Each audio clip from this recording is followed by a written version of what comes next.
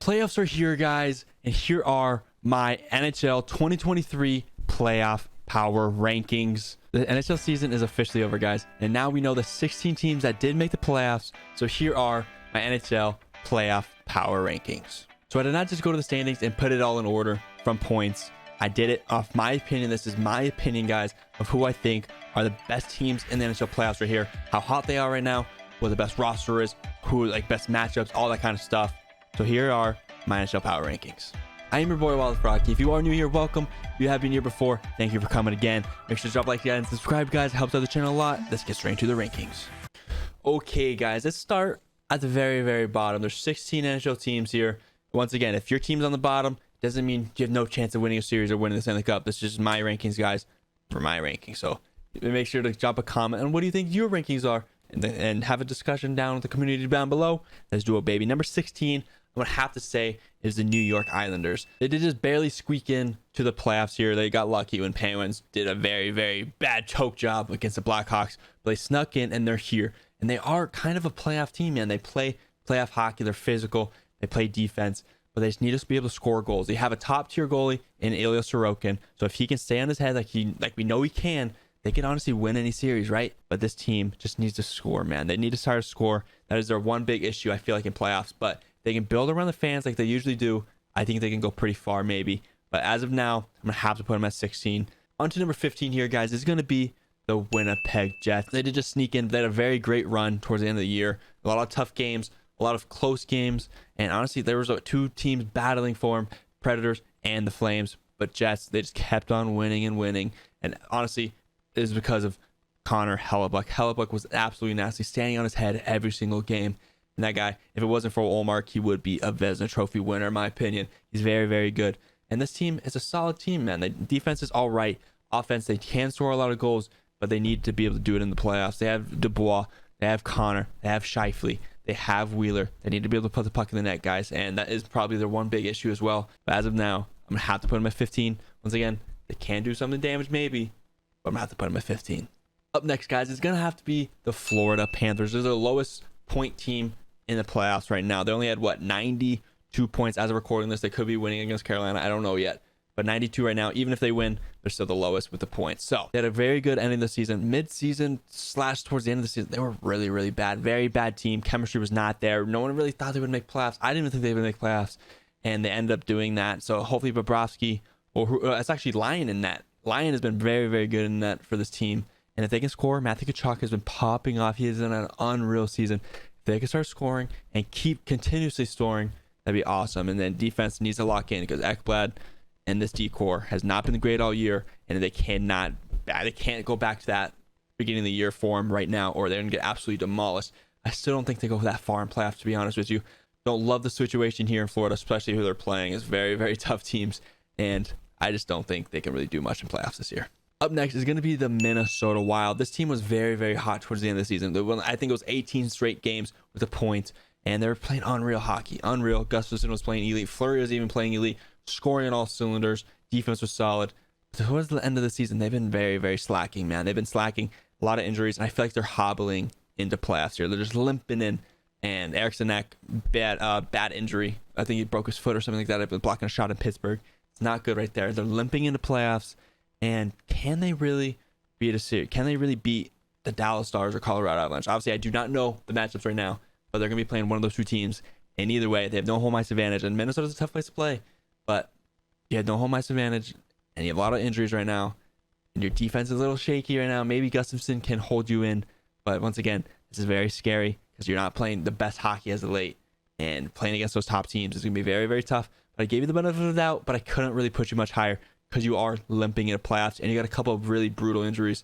So we'll see what happens. But as of now, I'm going to have to keep you at 13.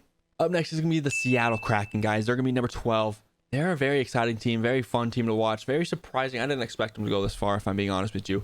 But they have been very good in the Pacific this year. They don't have home ice advantage. They're a wild card slot. And they're probably going to play Colorado or Dallas, and that's a very tough series. But once again, Seattle is a very tough place to play. It's not an easy barn to go into and steal a playoff win. Who knows? This first year of playoffs, maybe they can do what a Golden Knights did and run all the way to the Stanley Cup Finals, but I really doubt that. But they do have a lot of firepower, a lot of scoring, but I just really don't know if they can get past these two very tough tough Central Division teams. Up next is going to be the Tampa Bay Lightning. I put them at number 11.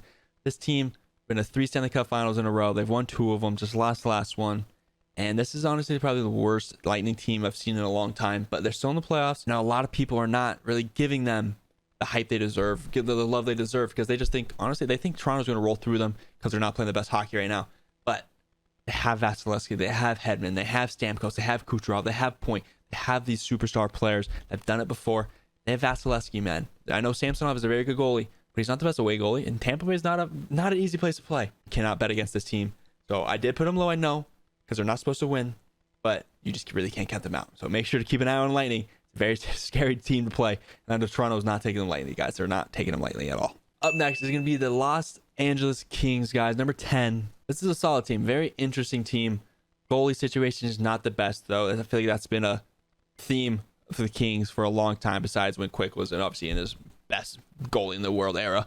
But they have a lot of scores. They really do. They have good depth. They can play physical. They can do all that stuff. I feel like they have a really good playoff brand of hockey.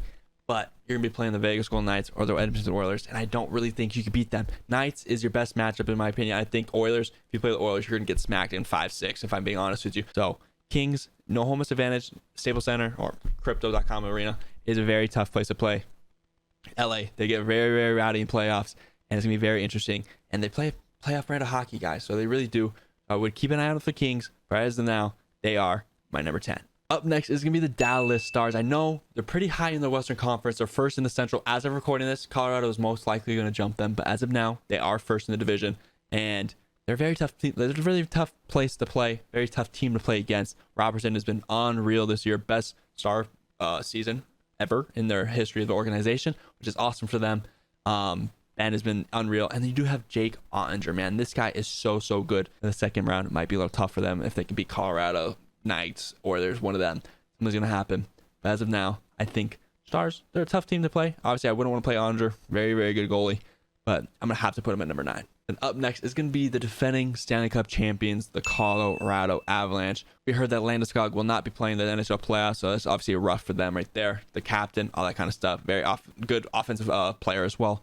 But the obviously defending Stanley Cup champs, they're going to have everyone on their back targeting them. They want to dethrone the champions. They're going to be playing either the Minnesota Wild or the Kraken. Obviously, you still have Nathan McKinnon, you still have Rantanen, you still have Cale Makar. Like, you still have a lot of superstars in the team. It's not like just because Landeskog's gone, your team's going to be bad. You don't really know. Like, it's still a really good team.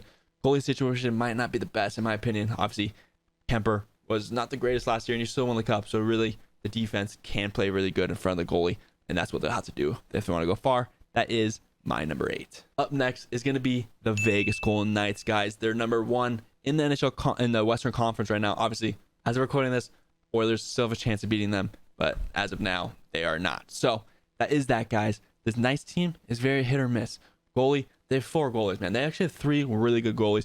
Brossoit, Quick, and Logan Thompson. So who's going to start? I'm guessing Brossoit starts game 1, but I bet you they're going to be on a very short leash. If bad game, they're going to switch to the next one. So this goalie situation might be very weird with the Knights. You're not going to see the same goalie for the entire playoffs. I tell you that right now. They do have a lot of good goal scorers, but sometimes they are very invisible. They have Eichel, Marchessault, Barbashev's been playing really good. Scheifele, Smith has been playing really good. Carlson, all these good players. Back end, Pietrangelo, Shea Theodore, all these good players. So hopefully the Knights can do something.